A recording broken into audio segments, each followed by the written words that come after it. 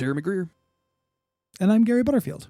And this is Days of Future Cast, the podcast where we delve into all things Marvel. We are talking about Avengers versus X-Men, and we are still in our kind of side issues, dealing with some side stories.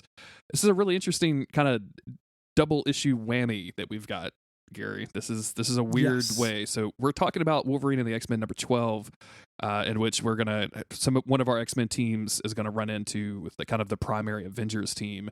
And then the next episode of this podcast will be on Avengers number 29, which is the same story, but from the Avengers perspective, even down to like the same fight and everything. And there's a big twist in that issue that is going to be, I mean, we should probably just talk about it here because like the way that this issue shakes out, it makes me feel bad because I didn't know about it. And now the ending of this issue feels like a lot weaker too, now that I know the big twist. So I don't know. It's very confusing. Not being a movement for Rachel. Yeah, exactly. Yeah. I can. I'm still. We'll talk about it probably most in the last episode that we're covering this week. Mm-hmm. Still on Team X-Men. Yep. About this, mm-hmm. I like Rachel being like, I shouldn't take you against your will. Like obviously, that's true. But at the same time, I also want them to get hope back. So in this issue and next issue, and especially in Avengers vs. X-Men 7, they start talking about, something I kind of foolishly didn't put together when Scarlet Witch showed up at the end of Avengers vs. X-Men 6, mm-hmm. and everyone was like kind of taken aback. I wasn't taking the full gravity of that, but they're literally trying to undo the thing she did. Exactly. Yeah. Like the X-Men have a really good reason to be cross with Scarlet Witch. Yes. And if the idea here is that they are going after the Avengers because Hope is aiding Scarlet Witch, who, erased, 90% of the mutants, but also killed a lot of them. Like when they did that storyline, a lot of them, there were stories about like mutants who couldn't live with their mutations. Mm-hmm. Like they would be like a mutant who had, like super stretchy arms. And then when they lost their powers, their arms didn't go back or anything. They didn't, retract or become normal. They just had big, gross, painful arms, like distended arms, and had to have them amputated and shit. Like they really played up a lot of horror show stuff. Absolutely awful. Yeah. And yeah. I think at this point, like, Scarlet Witch has just been kind of missing throughout this. There's been no like trial. There's been no any kind of repercussions for any of this. She just like they fixed it, and by fixing it, I mean like they collapsed the fake reality that she had built, and then she fucked 98% of the mutants up, and then that was it. Like they've been dealing with the fallout from that ever since. So yeah, it's interesting. Cyclops is well motivated to want to take her off the board. Absolutely, as he says. Mm-hmm. Absolutely. And he doesn't even say like he wants to kill her. He wants to, contain her. But it's a thing where like if doing that means getting Hope, then I'm glad Rachel decided not to do it, but I also think that Rachel should just do it. Yeah. The thing that I'm going to end up being irritated about in this crossover by the end of it is just nobody thinking more than one step ahead with stuff.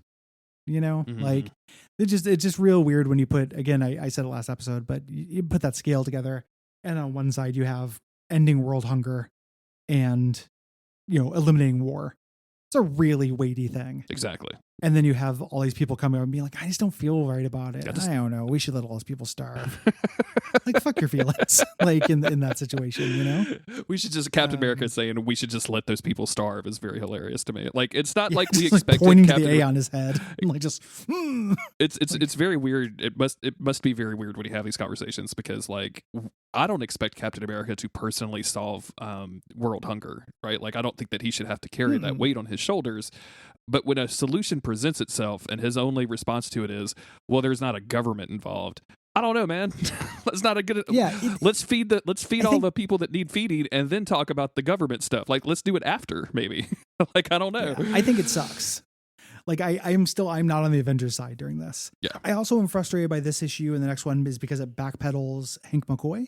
Yeah. Who had the development where he was like, actually they're doing good shit and it's stupid that we're just going to fight them. Well, in these two issues is also when it's revealed that they're going to take Hope into the city of Kunlun. So like, I think some of that was happening. Yeah. It's just out of order because of publishing stuff. So I think this is going to, the stuff we're seeing in this is going to lead to what we've already seen, which is Hank just like peacing out, realizing that this is dumb. Mm-hmm. Yeah. Also, just on top of all that, what's going on with Spider-Man's right thumb? Look how long that shit is on this cover. Oh, I mean, he has the strength and fingers equivalent to a spider. I mean, I thought this is well-trod territory. You know how spiders got long thumbs? You know how spiders got long thumbs? One of them bit me, and it's the end of the story. Uncle Ben's last words as he was dying was never have a short thumb. And I said, excuse me? He goes, oh, power responsibility. Yeah. My bad. I meant the power responsibility thing. No. So, sorry, Peter. And then just passed away. This is also going to bring us into the Wolverine the X-Men ongoing plots. And they kind of have to extricate this book, from the main plot a little bit. So they're doing it with like, what does the Shi'ar think about this? The Shi'ar also have really strong feelings about the Phoenix. And that was hinted at before, but we're going to finally see it at the end of this issue. This got a huge groan out of me because at the end when the Shi'ar show up, I was just like, really? We gotta check in, huh? Yeah. we gotta. I mean, I knew because we did the Kid Gladiator stuff pretty early on, so I knew that they would be showing up eventually. But just like this, now the Shi'ar are here, and I was like, oh Jesus fucking Christ, the bird people are here. We saw what the Kree think of the Phoenix. Yeah, Shi'ar. We got to get the Skrull. What do the Skrull think of them? Are they neutral? Let's get a 4-issue crossover to find out. It's like when the bad cousins show up to Thanksgiving dinner and you're like, oh man, not those guys. Yeah. Come on, man. So our cover is just like basically Kid Gladiator fighting all of the Avengers at once. And not being very impressed with them. Not a super impressive cover or anything. And then we're going to get into the main issue, which is internal monologue from Rachel Summers as she is going into something called the Spaceship Graveyard, which sounds super fucking cool. Like, I want to see that in a Dark Souls. Like, put that in Elden Ring. I dare you. Sci-fi Souls, man. But make it good. She's talking about being a hunter. She's from the future, like a version, like kind of a bishopy future, where she was used to hunt mutants. Mm-hmm. And she's doing it again. She's kind of angsting about how she never thought she would do it again. And the reason she's here is because Wolverine is here. She psychically makes everybody leave, and Wolverine's there in the background. I would say if we didn't already, like, we don't know this is a setup just yet, but when I was reading this through the first time, like, this really feels heavily like a setup. Like, Wolverine just allowing himself to get caught in a bar feels very un-Wolverine-like. It's like a double setup. Yeah. As we'll get into. It's because she's not alone, which we'll find out. And he kind of goads her a little bit, and she threatens him as like, hey, we can do this, this doesn't have to be any harder than it has to be. And he reminds her like, oh, do you know who you're talking to? Like, I'm Wolverine, homie. Yeah. And then outside, waiting for Rachel Summers is Namor and a team of X-Men that I feel like they just gave Namor because it was a joke. Like, I feel like just to irritate Namor, like, because he's got Kid Gladiator, Angel, who is still like no memory Angel right now, and Iceman. Like, it doesn't seem like a good team. It makes no sense for Namor to have it. These are teachers and stuff. Like these are the other supporting members of the Wolverine the X-Men. Sure, yeah. I mean, I just comic. So, but it also really feels like they signed this specifically to irritate Namor. Yeah. He's not into it. And he's kind of going him on. He's like, they're in there, time to go. No more Avengers. Like, we take them down. And they're like, oh, she's going to talk them down. She gets thrown out of the bar. Yep. And that's the final straw. They approach and is like, Wolverine, you lost your judgment. Wolverine's like, no, you lost your judgment. Phoenix is on anyone's side. I'm glad your mama didn't live to see this. Avengers assemble. And he's got all the Avengers with him. Surprise. We get a large splash screen of all of the Avengers and the X-Men fighting. This looks good. I'm okay on this art. Like, it's not. Me too. It's not my favorite. I think this is good Chris Piccolo. Yeah. Like specifically this panel, like this double page of them fighting, I think looks real nice. It's not dark and murky like his stuff usually is. Like, I like being able that I can tell who all the characters are without looking at it for 20 minutes straight. And then it does this thing which I get really irritated with in these comic books sometimes, where it's just all of a sudden is like, hey, let's weeks earlier. This is Rachel overseeing like psychic training for Kid Omega and some other people as well, as Wolverine in a tuxedo supervises.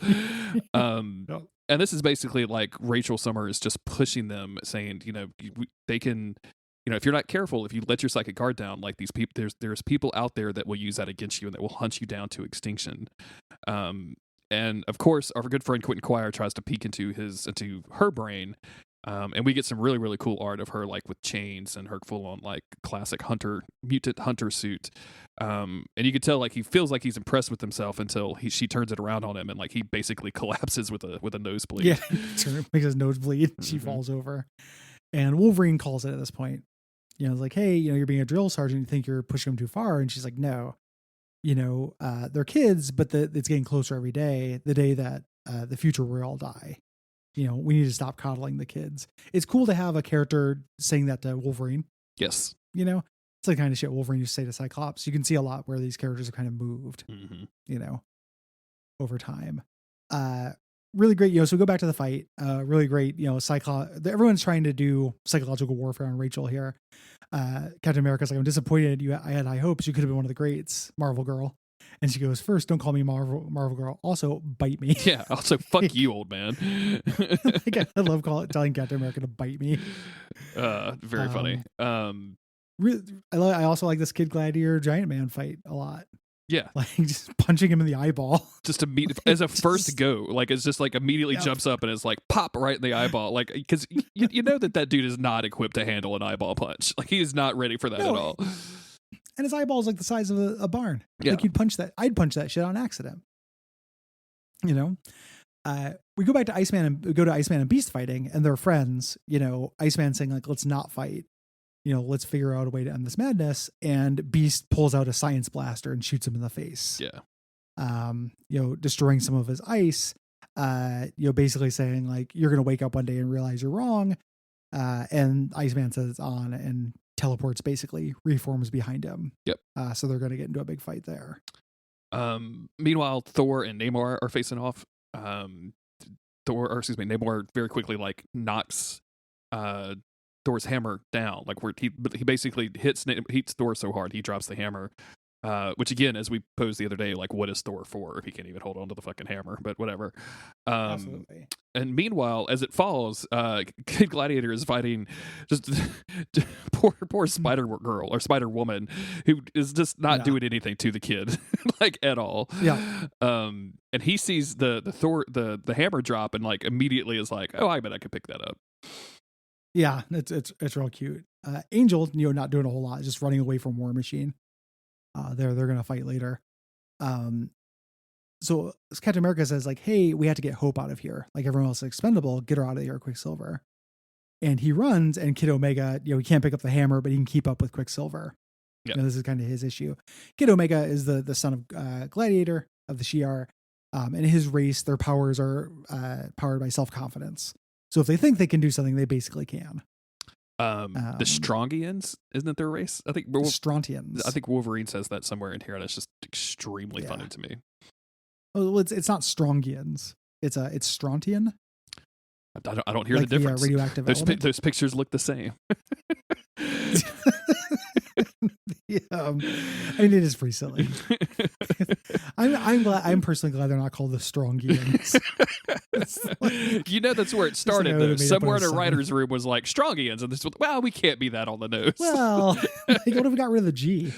What do we replace it with? I don't care. It's late. Like anything but that. I just want to go home. I've been here for 12 hours, no pay. So he knocks Quicksilver off pretty quick, and then gets into a fight with Wolverine. Meanwhile, Rachel and Captain America are facing off, and Thor just wants to join the fight as well. So this is just kind of like an all-out brawl. Not a lot of like super interesting things are happening. And then we go to days earlier with Rachel walking through a desert with Cyclops as he just casually causes the entire desert to bloom in the wake of his path. Yeah, that's a great. I love that. Mm-hmm. Like he's not. It doesn't even seem like he's doing it on purpose. She's expressing some doubt in being a hunter again, to like go find Hope, and he's saying, no, like we need you to do this. Like this way, mutants will never be afraid ever again. And she's like, well, I'm afraid now. And he's like, listen, you're my daughter. Like we're from different times, but I feel your pain. But there have to be sacrifices. Like if there's going to be this utopia, you have to bear this. Yes. you know, you have to hunt. And she says, I love this little moment. She's like, the Phoenix doesn't ever ask about me because she used to be possessed by the Phoenix. I think that's a really vulnerable, like, human thing to ask. Me too. Yeah, I like this. Talking about it like it's like an ex-girlfriend or something. I like this a whole lot. Yeah. And he says the Phoenix loves you like it loves everyone. You know, like kind of dodges the question almost. Yeah, which makes me the Phoenix doesn't. Which makes me kind of feel like maybe they're hiding something about the Phoenix, just because it was never supposed to be split amongst 5 people, and I bet I bet there's something bad that will happen because of that, and they're probably trying to hide that from people that would know about the Phoenix, like Rachel Summers. Absolutely, yeah. It's also a weird, like, she's anthropomorphizing it in a way that it doesn't really bear. Yeah, it doesn't really ask about people. It's not. It's not a puppy. We cut over to Kid Omega just beating the crap out of Wolverine and saying, like, do it. Make with the snipped. I command you, do your claws. It's not fun unless you do that. And he's like, that's what you never got. It's not supposed to be fun. And he stabs him in a pressure point. Yep. Of the Strontians. I mean, come on. Someone changed the G to the T. That was it. They just called it a fucking day. It is one letter off. It's also weird too. Strontium is a radioactive isotope. Mm-hmm. Is what I thought it was like referring to. I do not like that the Gladiator is a race of Strontians. If Jason Aaron made that up, if that wasn't part of the lore, one demerit. And so he basically neutralizes Kid Gladiator. We kind of check in with some fights where Beast is fighting multiple tiny Icemen and eating some of them, which is okay. And then Angel, like, all of a sudden kind of shows off new powers where he shoots these beams from his hands and basically just neutralizes War Machine, who doesn't get any speaking lines in this. He's just a dude in a machine. Very terrible. It's just he might just be the armor as far as we know. Might as well be. Why even show up if you could just pilot this automatically? Well, as far as last we saw War Machine, he was wounded fighting the Kree, fighting the Phoenix in space. Who knows? Who knows? That could be 40 issues from now, Gary. I'm still very confused on the time. 100% true. I have no idea what order these things are in. Thor and Rachel Summers are facing off. Namor is also there. And as Namor kind of takes over the fight, she realizes, like, she's got a bead on Hope, which is, arguably the whole goal of this encounter. So she slips over where Black Widow is protecting Hope, instantly just punches her out. Hope was saying, hey, I don't want to leave. I'm tired of running. Like, this is my fight. And Rachel says, you're absolutely right. This is your fight. And they kind of like not reach towards each other, but Hope's power is, she can mimic the mutant power. So she starts mimicking Rachel's, and she kind of reaches out. She starts to feel Hope's fire, and then she just lets her go. Yeah. None of this stuff happened. Yeah. We don't want to go through into all of it now because we'll have nothing to talk about next episode. Good. But it feels a little weird. Yes. Right. Mm-hmm. Like that this is happening this way, and it's supposed to, a rare moment of coordination on this crossover. Like it feels like planned, which is you can't say that for everything that happens here. Yeah, it does feel it feels very abrupt to end like a big fight with just I let her go, and then we switch to her basically reporting to Cyclops that she didn't find her. She lost her. They managed to capture Quicksilver and Giant Man, but everybody else is gone, and she's apologizing, like, I'm just going to keep searching. And you get the feeling that Cyclops does not believe this. He's like, you have to tell me exactly what happened. Meanwhile, in her head, she's thinking, like, you need to go find the Phoenix if that's what you want. Go find your destiny. Go find what I never have. And then tell Cyclops, like, no, I didn't see her at all. All of this, which we're going to get into in the next episode, did not happen. And I actually, before I knew that, I feel like this was like really strong character work for Rachel Summers, and I feel bad that it's just like, whoop, none of this. I mean, I guess it exists for her, but when she finds out it was all fake, that's going to be a bummer. Yeah. She's still, the reason why it worked is because she would have made the choice. Mm-hmm. But there's more going on here, and then the Shi'ar show up. Yes. To fight the Phoenix. So that will be fun, I guess. Next issue of that. Yeah, we gotta swap into that because we can't go too quick on this crossover. Yeah, that's pretty much it. I like this. This was okay. I felt really like this was fine, and then when I started the next issue of Avengers number 29, I was like, why are we doing this over again? And it goes into a real interesting place. So, but overall, it was good. Why are we doing it with worse art? Yeah, exactly.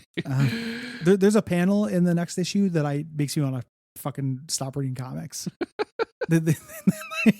There's some art. Walt Simonson, I'm sick of apologizing for it. Walt Simonson is a trash artist. He's my least favorite artist that I've read in comics for a long time. Yeah, absolutely. This guy sucks. Yeah. That's it. If you enjoyed this podcast, go check us out on patreon.com/Duckfeed.tv, and you can support not just this show, but the entire network. Get a lot of cool bonuses for doing that. You can get early access to episodes of this podcast and all of the podcast episodes on the network. You can get a bunch of exclusive content. If you can't do that, then rate and review the show on iTunes or wherever you might find your podcast. Tell your friends, tell your family, write a letter to your editor about Days of Future Cast. And yeah, until then, we'll be back in a couple of days with the Avengers.